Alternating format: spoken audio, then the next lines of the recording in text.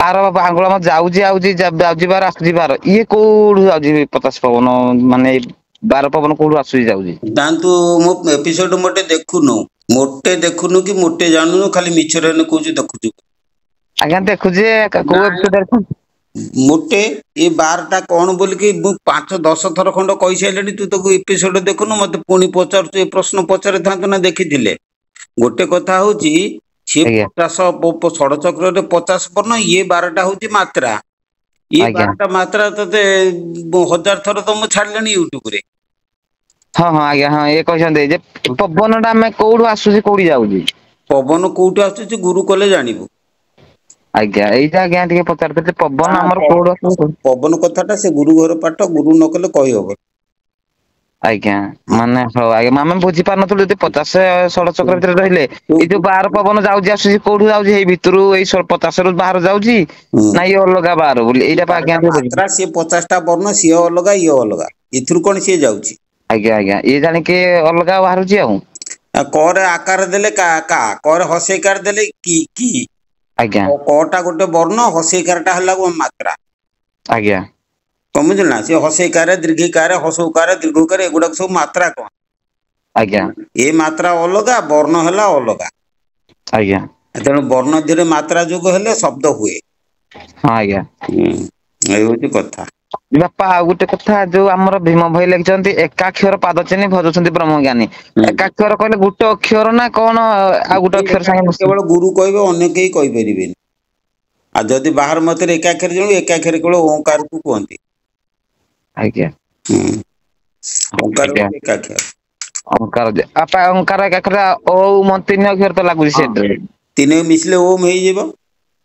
ଆଜ୍ଞା ପୁଣି ଅଣାକ୍ଷର ପଞ୍ଚ ମାତ୍ରା କୁହାଯାଉଛି। ହଁ ପଞ୍ଚମାତ୍ରା ସିଏ ଅଣାକ୍ଷର ସିଏ ଅଲଗା। ଆଜ୍ଞା ତାରକ ଦଣ୍ଡକ କୁଣ୍ଡଳିନୀ ଅଧମାତ୍ରା ବିନ୍ଦୁ ବ୍ରହ୍ମ ବୋଲି କୁହାଯାଉଛି। ସେଟାକୁ ଠିକ ଅଣାକ୍ଷର ଅଛି କୁହାଯାଏ ନା ସେଟା ଏଇ ଓଁକାରର 5ଟା ଭାଗ। ଆଜ୍ଞା ହୁଁ ଆଜ୍ଞା ନାମଟି ଆମର ବାପା ଶୁଣୁ ମୁଁ କହିସାରେ ସେଗୁଡା କୋଉ ବାର ଛାଡିଲେଣି ତୁ ଖେଳା ଖେଳେଇକି ଆଜ୍ଞା କହିଥିଲେ ବହୁତ କଥା ବାଗେଇକି କହିଛି ଦେଖିବୁ ଏବେ ବର୍ତ୍ତମାନ ତ ହଠାତ୍ ପଚାରିଲେ କହିପାରିବି ନାଇଁ। ତୁ ଆଜ୍ଞା ତାକୁ ଛାଡିଛି ତାକୁ ଖେଳେଇକି ଦେଖେ ସବୁ ପାଇବୁ। ଗୁରୁ ବାପା କରୁଛୁ ଆମେ ଆଜ୍ଞା ଗୁରୁ କରୁଛୁ ବାପା ଆମକୁ ଟିକେ ଜାଣି ପାରୁନୁ ଠିକ ପୁରା। ସେ ଗୁରୁ କହୁନାହାନ୍ତି କିଛି। ଗୁରୁ କହୁନାହାନ୍ତି ଗୁରୁ ବି ଆମର ଗୁରୁ କରିଥିଲୁ ଗୁରୁ ଏତେ କହିପାରୁନାହାନ୍ତି ଜାଣି ପାରୁନାହାନ୍ତି। ହୁଁ ଯଦି ନ କହି ପାରୁଛନ୍ତି ତାହେଲେ ତୁ ସେ ମୁଁ ଯୋଉ ଏପିସୋଡ ଗୁଡା ଛାଡିଛି ତାକୁ ବାଗେଇକି ଦେଖେ ଦିନ ରାତି 24 ଘଣ୍ଟା ସବୁ ପାଇବୁ ତାକୁ ଖେଳେଇକି ଦେଖ। ବାପା ଆପଣଙ୍କୁ ଆମ ଗୁରୁ ଯୋଉ ନାମ ଟିକେ କହୁଛନ୍ତି ମୁଁ ଆପଣଙ୍କୁ କହୁଛି ତଥାପି ଆପଣ ନା ଗୁରୁଦ୍ରୋହୀ ହେଇଗଲୁ ତୁ କାହିଁକି ଗୁରୁଙ୍କ ନାମ ଅନ୍ୟ ଲୋକଟାରେ କାହିଁକି କହୁଛୁ। ଆପଣ ଜଣେ ସଦଗୁରୁ ଆପଣଙ୍କୁ ଯଦି ନ ନା କହିବୁ ଆପଣ ଯଦି କହିବୁ ମୋ ପାଖକୁ ଆସିକିରି କହିବୁ। ଆଜ୍ଞା ଏମିତି ଫୋନରେ କହିବାଟା କଣ ଠିକ ହେଲା ନା ତାହେଲେ ତୁ ଗୁରୁ ଠିକ ହିସାବରେ କରିପାରୁନୁ। ଗୁରୁ ଯାହାକୁ ଦେଲେ ଯୋଉ କଥାଟା ଦେଲେ ଆଜ୍ଞା ସେଟାକୁ ତୁ ଗୁପ୍ତରେ ଅନ୍ୟ ଜଣେ ଯାହା କହିବୁ ଅନ୍ୟ ଜଣଙ୍କୁ ଗୁପ୍ତରେ କହିବୁ। ତେଣୁ ଯୋଉ ଏଇ ଚେତନା ଶକ୍ତି ଯୋଉ ଆମ ଦେହରେ ଅଛି ଇଏ ଯେତେବେଳେ ଆମ ଜୀବ ଚାଲିଯାଏ ଚେତନା ଚାଲିଯାଏ ଆମ ଦେହରୁ ଇଏ ଆମ ଶରୀରକୁ ତ ନେଇକି ଯାଏ ନା। ତେଣୁ ଏଇ ଯୋଉ କର୍ମର ଯୋଉ ଆମେ ଯାହା କର୍ମ କରୁଛନ୍ତି କି ଯାହା ଭାବୁଛନ୍ତି ଏଇଟାକୁ ନେଇକି ସେ ଯାଏ। ହଁ ତେଣୁ ଆମେ ଯୋଉ ଏଇ ମଣିଷ ଜନ୍ମ ପାଇଲେ ଏଇ ମଣିଷ ଜନ୍ମ ପରେ ମଣିଷ କଣ ମଣିଷ ଜନ୍ମ ପାଇବ ନା ମଣିଷ ଅଲଗା ଜନ୍ମ ବି ପାଇବ। କହିହବନି ସେ କଥା ଏଇଟା ତ ମୁଁ ୟୁଟ୍ୟୁବରେ ବହୁ ବାର ଛାଡି ସାରିଛି ଆମ ୟୁଟ୍ୟୁବ ଦେଖୁନା ବୋଧେ ତମେ ଦେଖିଲେ ଏ ପ୍ରଶ୍ନ ପଚାରି ନଥାନ୍ତ କାହିଁକି ନା ସେଥିରେ ସବୁ କହିଦେଇଛି। ଆଜ୍ଞା ଆମର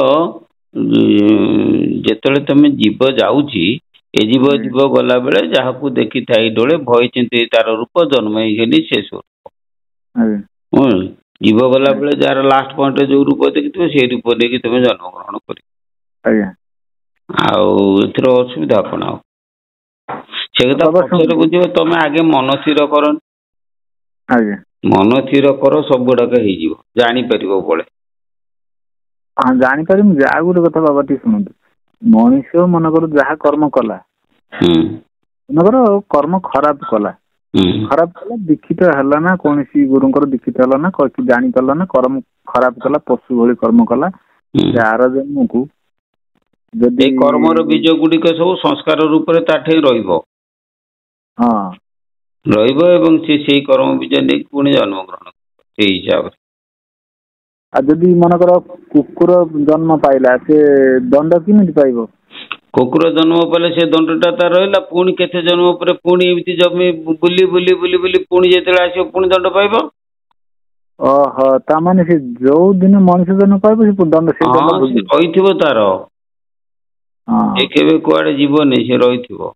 ଆଉ ତାହେଲେ ପଶୁ ଜନ୍ମ ଯେତେବେଳେ ପାଆନ୍ତି ପଶୁ କଣ କର୍ମ ଖରାପ କରୁନାହାନ୍ତି? ସେ କର୍ମଟା ହଁ, ଲେଖା ହୁଏନି? ସବୁ ରହୁଛି ତା ଦେହରେ ଗଚ୍ଛିତ ହେଇକି। ତମର ଗୋଟେ ଖାତା କରିଛ, ସେଇ ଖାତାରେ ତମେ ମଣିଷ ଜନ୍ମରେ ଯାହା କଲ ସିଏ ଟିପା ହେଇକି ରହିଲା, ପଶୁ ଜନ୍ମରେ ଯାହା କଲ ସିଏ ବି ଟିପା ହେଇକି ରହିଲା, ହେଲା। ବାବା ପଶୁ କଣ, ପଶୁଙ୍କର କଣ ଜ୍ଞାନ ଅଛି ଇଏ କର୍ମ କରିମି ନା ସେ କର୍ମ କରିମି ଏଇଟା ପାପ ସେଇଟା? ପଶୁଙ୍କର ଜ୍ଞାନ ନାହିଁ ଯେ, କିନ୍ତୁ ପଶୁ କର୍ମ କରିକି ପାପ କଲେ ସେ ଜାଣିପାରେ ନା, କିନ୍ତୁ ସେ ପାପ କରେ। ମଣିଷ ଠି ଦିବ୍ୟ ଜ୍ଞାନ ଅଛି ବୋଲି ମଣିଷ ଜାଣିପାରେ ଏଇଟା ପାପ ଏଇଟା ପୁଣ୍ୟ, କିନ୍ତୁ ପଶୁ ଜାଣିପାରିବନି। କିନ୍ତୁ ପଶୁ ପାପ କରିବ। ମନେ କରାଯାଉ ବାଘ ଖାଉଛି କାହାକୁ? ହରିଣକୁ। ହଁ ବାଘ ହରିଣ କହିବ ସେଇଟା କଣ ପାପ କରୁନାହିଁ କି? ହଁ ପାପ କରୁଛି ନା। ହଁ ପାପ ତାର ବଢି ବଢି ବଢି ବଢି ଯାଉଛି। ହଁ ତାର କେତେବେଳେ କଣ କ୍ଷୟ ହବ ସେ କଥା ସିଏ ଜାଣିଥିବ। ହଁ। ଆଉ ମଣିଷକୁ ମନେକର ଗୋଟେ କୁକୁର କାମୁଡ଼ିଲା, ସେ ତ ପାପ କଲା। ପାପ କରିବନି ନା। ପାପ କଲା, ମଣିଷ କଣ ତାପରେ କୁକୁରକୁ ବାଡେଇବ ନା? ବାଡେଇଲେ ପାପ କରିବ। ହଁ। ଏଥିରେ ଯିଏ ଯାହାକୁ ଦୁଃଖ ଦବ ପାପଟା ହବ ନାଇଁ ନା। ହଁ। ତେଣୁ ଅଟୋମେଟିକ ପାପ ହବ ଆଉ। ବାବା ଆଉ ଗୋଟେ କଥା, ମାନେ ମୁଁ ଶୁଣିଛି କାନରେ ବାଜିଛି, ପ୍ରତ୍ୟେକ ମଣିଷଙ୍କୁ ଭଲ ପାଇବା କି ତାଙ୍କର ମଙ୍ଗଳ କାମନା ଚିନ୍ତା କରିବା। ତେଣୁ ଆମେ ଯଦି ଗୋଟେ ପ୍ରତ୍ୟେକ ମଣିଷଙ୍କର ମଙ୍ଗଳ କାମନା ଚିନ୍ତା କରୁଛନ୍ତି, ସିଏ ସବୁଠୁ ଯୋଉଠି 500 ଟଙ୍କା ଦବା ଜାଗାରେ 100 ଟଙ୍କା ଦେଲାଣି। କଥାଟା ବୁଝିପାରୁଛନ୍ତି? ତେଣୁ ଆମେ ତାକୁ ନେହୁରା ହେଇକି କହିବା କି ଭଲରେ କହିବା ଫଳରେ ହଲ ନା ତାକୁ ସବୁଠୁ ମାନେ ଯେମିତି ବାଧିଲା ଭଳିଆ କଥା ଆରମ୍ଭ କରିବା, ନହେଲେ ବାହାରୁନି ପଇସା। ବାଧିଲା, ବିପଦ ଗାଳି ଗଲଜ କଲେ, ତା ମନଟା କଷ୍ଟ ହେଲା, ଆମକୁ ପଇସା ଦେଲା। ତେଣୁ ସିଏ ଯୋଉ ମନଟା ଯେତିକି କଷ୍ଟ ହେଲା, ସେ ମନର କଷ୍ଟଟା ଆମ ଉପରେ ଲାଗିଲା ନା? ତ ଲାଗିବନି ନା ବାବା ଲାଗୁଛି ମୋର ଯାହା ଅନୁମାନ। ନାଇଁ ଲାଗିବନି। ତାର କାରଣ କଣ ଶୁଣ, ମୁଁ ବୁଝେଇ ଦଉଛି ତା କାରଣଟା କଣ ଶୁଣ। ଯେ ଆମ ଗୁରୁ ବ୍ରହ୍ମଅବତାର ଠାକୁର ସେ ସିଦ୍ଧାନ୍ତ କହିଲେ କପଟିଆକୁ କପଟିଆ, ହେଲା କି? ରାମଚନ୍ଦ୍ର ଯେତେବେଳେ ସିଏ ରାବଣକୁ ମାରିଦେଲେ, ତାଙ୍କୁ କଣ ବ୍ରହ୍ମ ହତ୍ୟା ଦୋଷ ନାଗିଲା ନାଇଁ? ନାଗିଲା ନା ନାଇଁ? ନାଗିଲା। ତାହେଲେ ସେ ମାଇଲେ କାହିଁକି? ନା ଗୋଟେ କଥା ହଉଛି ଯେ ତମେ ଯେ 5 ଜଣକୁ ରକ୍ଷା କରିବା ପାଇଁ ଜଣକୁ ବିନାଶ କଲେ ସେଟା ପାପ ନୁହେଁ।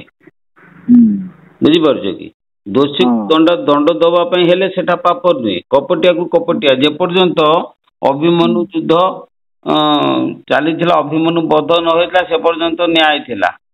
ଯେତେବେଳେ ଅଭିମନ୍ୟୁ ବଧ ହେଇଗଲା, ତାପରେ ସେଠୁ ଯେତିକି ଅନ୍ୟାୟ ଯୁଦ୍ଧ ସବୁ ଭଗବାନ ପ୍ରବର୍ତ୍ତେଇଲେ କାହାକୁ? ଅର୍ଜୁନ। ଆଉ ସେଇଟା ତ ପାପ ନୁହେଁ।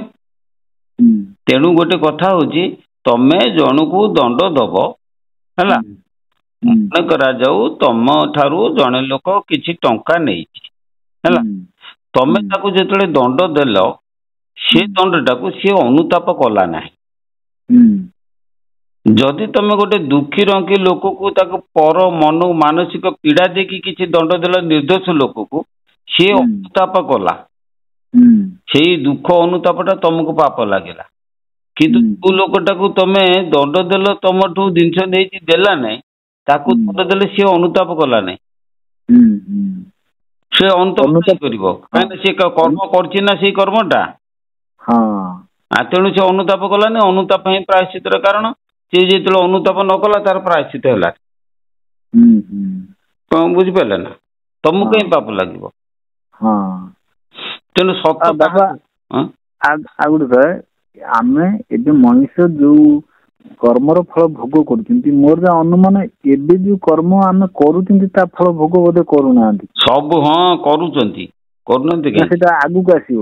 ନାଇଁ, ତାର ପାଳି ପଡିବ। ଆମେ ଯୋଉ କର୍ମ ପୂର୍ବ ଜନ୍ମରୁ କରିଛନ୍ତି, ଏ ଜନ୍ମରେ ମଧ୍ୟ କରୁଛନ୍ତି, ସେ ଜନ୍ମରୁ ଭୋଗ ଭୋଗ ଯାହା ପରେ ଯୋଉଟା ହବା କଥା ତାର ପାଳି ପଡୁଛି, ସେ ଭୋଗ ହଉଛି। ତମେ ଏବେ ଯୋଉ କର୍ମଟା କଲ, ତା ପାଳିଟା ଧର ପଡିବ, ଯାଇକି ଏ ଜନ୍ମରେ ପଡିପାରେ, ଆର ଜନ୍ମକୁ ପଡିବ। ଯେବେ ପଡିବ ଭୋଗ କରିବ। ହଁ ଯେବେ ପଡିବ ଭୋଗ କରିବା। ମୋର ଯାହା ଅନୁମାନ ଏବେ ବୋଧେ ଆମେ ଏବେ ଯୋଉ କର୍ମ କରୁଛନ୍ତି ତାର ପାଳି ପଡୁନାହିଁ, ଆସିବ ଆଗକୁ। ହଁ କିନ୍ତୁ ମଣିଷ ପୂର୍ବ ଜନ୍ମର କର୍ମ ଫଳ ଗୁରା ଭୋଗ କରି ଚାଲିଛି। ଶରୀର ଯାଇକି ଆସି ସଇଲା ବେଳକୁ ମଣିଷ ଜନ୍ମର କର୍ମ ଫଳ ଯେ ଭୋଗ କରୁଛ ସେମିତି କିଛି ମାନେ ନାହିଁ ତ। ତମେ ଭୋଗ କରି ଏମିତି ହେଲେ ତ ସବୁ କର୍ମ ଫଳ ଭୋଗ ହେଇଯିବ, ଲୋକ ତ ପୁଣ୍ୟବାନ ହେଇଯିବ। ତେଣୁ ସଦଗୁରୁ ଧରିବା କାହିଁକି?